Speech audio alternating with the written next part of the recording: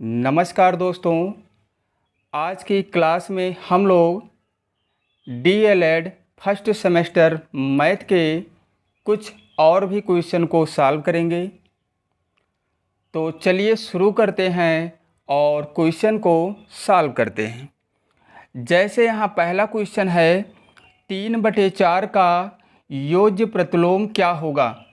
3/4 का योज्य प्रतिलोम क्या होगा।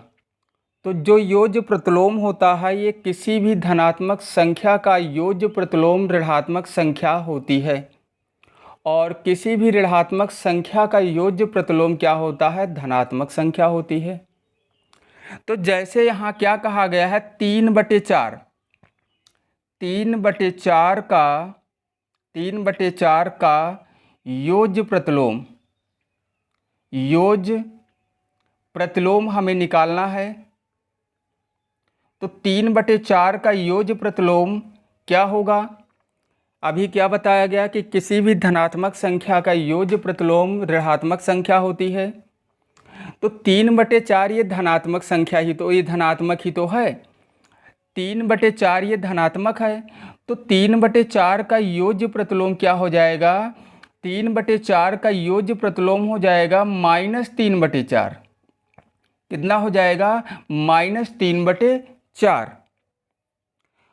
चलिए दूसरे क्वेश्चन को अब सॉल्व करते हैं। दूसरा क्वेश्चन क्या है, 5/7 का योज्य प्रतिलोम का गुणात्मक मान क्या होगा। क्वेश्चन वैसे ही है जैसे पहला क्वेश्चन था, लेकिन थोड़ा सा यहाँ चेंज है।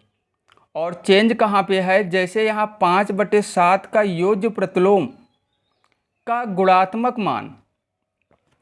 तो सबसे पहले हम क्या करेंगे, 5/7 का हम योज्य प्रतिलोम निकाल लेंगे।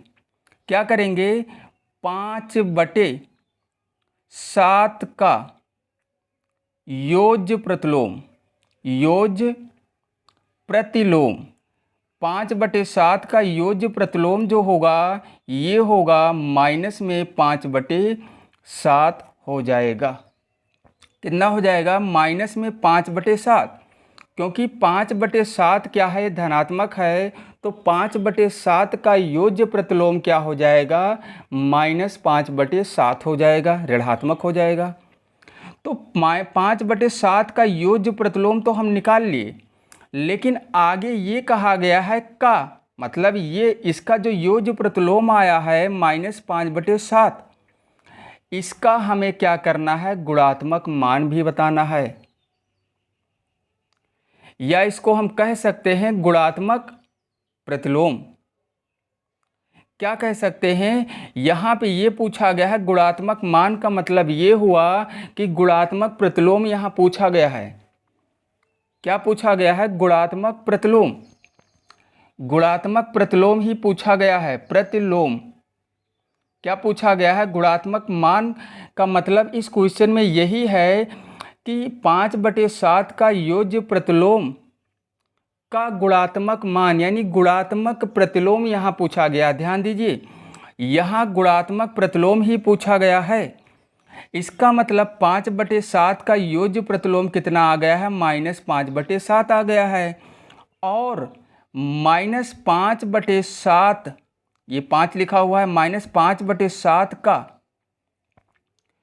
गुणात्मक मान या गुणात्मक प्रतिलोम, गुणात्मक मान ही हम लिख लेते हैं, गुणात्मक मान ये हो जाएगा -7/5 हो जाएगा। कैसे, तो गुणात्मक प्रतिलोम में या गुणात्मक मान में बताया गया था पिछले क्लास में कि गुणात्मक प्रतिलोम जो होता है, किसी भी संख्या का गुणात्मक प्रतिलोम उस संख्या का व्युत्क्रम ही होता है। व्युत्क्रम का मतलब हुआ उल्टा।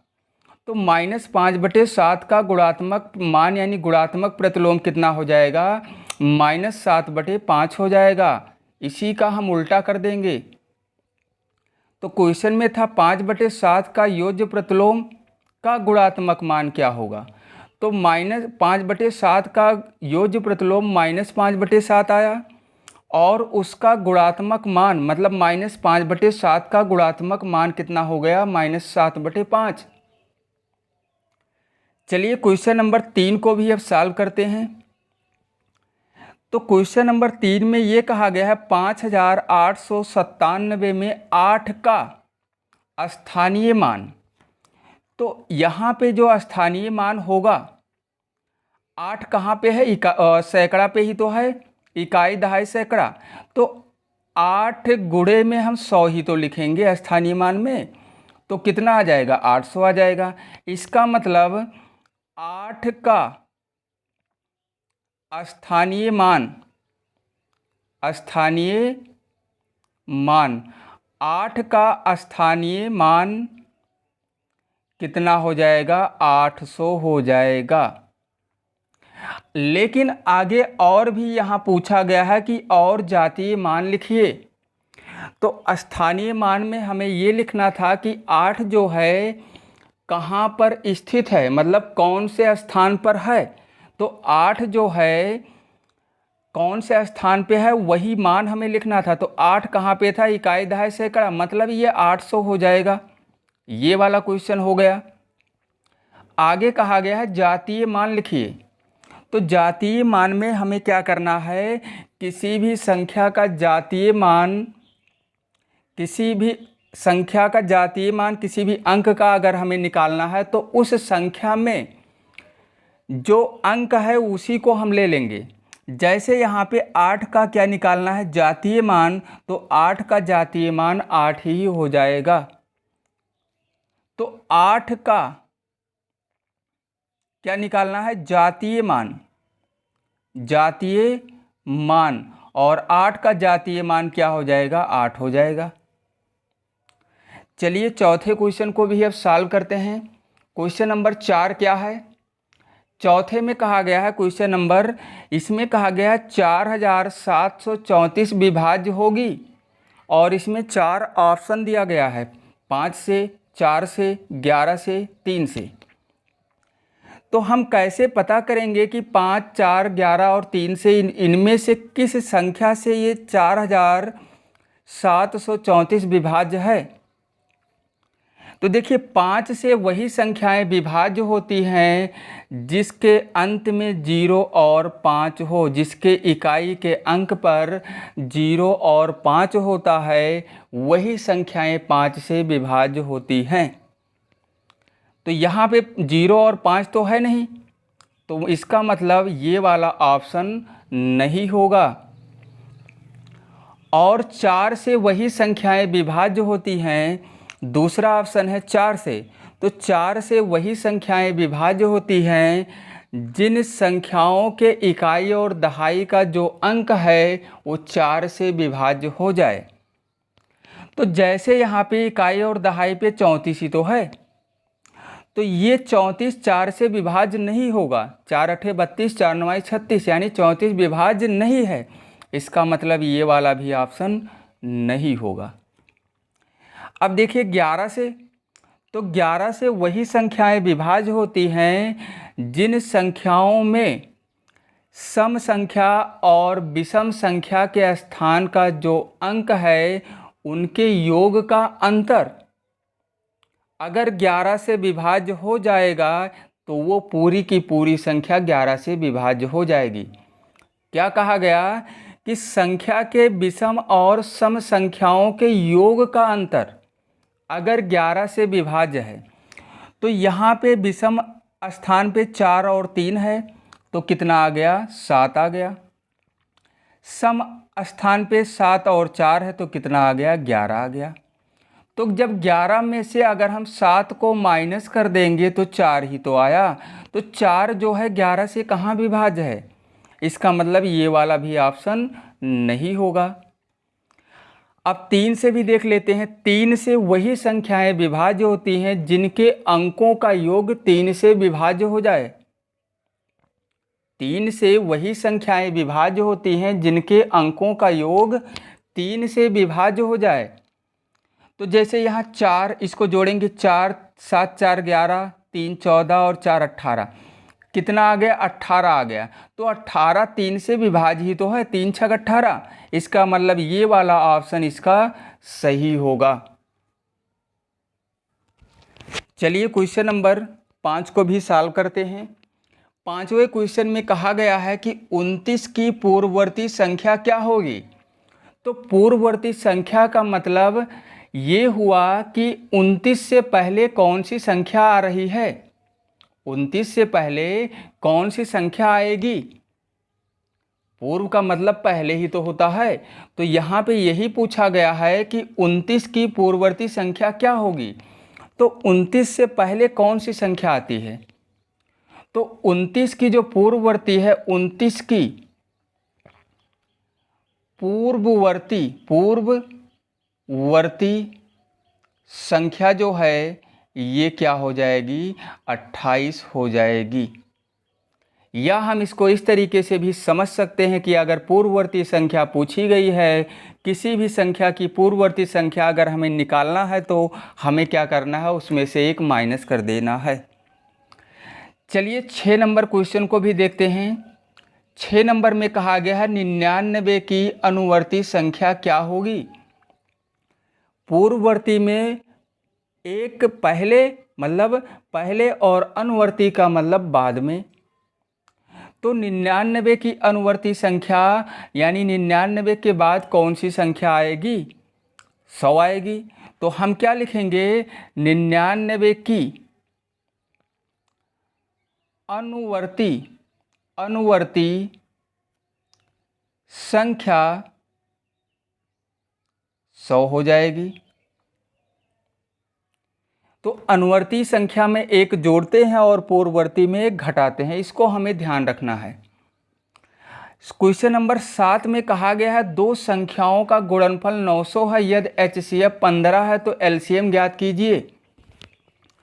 दो संख्याओं का गुणनफल कितना है, 900 है, और उसमें से कहा गया है उन संख्याओं का HCF 15 है, तो LCM ज्ञात कीजिए। तो एक फार्मूला होता है संख्याओं का गुणनफल, संख्याओं का गुणनफल बराबर LCM गुणे HCF होता है। तो संख्याओं का गुणनफल 900 दिया गया है और LCM हमें निकालना है, और HCF का मान कितना है, HCF का मान दिया गया है 15। तो 15 को जब पक्षांतर करेंगे तो यहाँ गुणा हो रहा है तो 9 इधर आएगा तो बटे में हो जाएगा, 900 बटे 15 हो जाएगा। यानी हम लिख सकते हैं LCM बराबर 900 बटे 15 लिख सकते हैं। 15 से इसको कैंसिल करेंगे यानी 15 छक्का 90, ये आ जाएगा 60। तो LCM कितना आ गया, LCM हमारा आ गया है 60। तो हमारा आंसर कितना आ गया, 60 आ गया।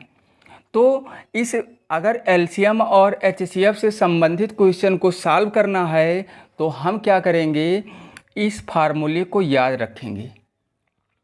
इसी फार्मूले की सहायता से ऐसे क्वेश्चन को हम सॉल्व कर पाएंगे। चलिए क्वेश्चन नंबर 8 को भी सॉल्व करते हैं। क्वेश्चन नंबर 8 में दिया गया है कि दो सही 1/3 प्लस 4 सही 1/3 को हल कीजिए। तो हम क्या करेंगे, इसके लिए हमें क्या करना है, 3 और 2 का गुणा कराएंगे 6 आएगा और 1 हो जाएगा 7, 7 बटे ये हो जाएगा कितना 3। 4 और 3 का गुणा कराएंगे 12 और 1 ये जुड़ जाएगा, हो जाएगा 13 और 13 बटे 3। तो देखिए अगर हर बराबर नहीं होता तो हम LCM निकालते हरों का, जैसा कि पिछले क्लास में भिन्नों का जोड़ बताया गया था। अगर हर बराबर नहीं है तो हम हरों का LCM निकाल के तब जोड़ेंगे, लेकिन यहाँ पे हर बराबर है तो हमें कुछ नहीं करना है, केवल ऐसे 3 लिख लेना है और 7 और 13 को जोड़ लेना है।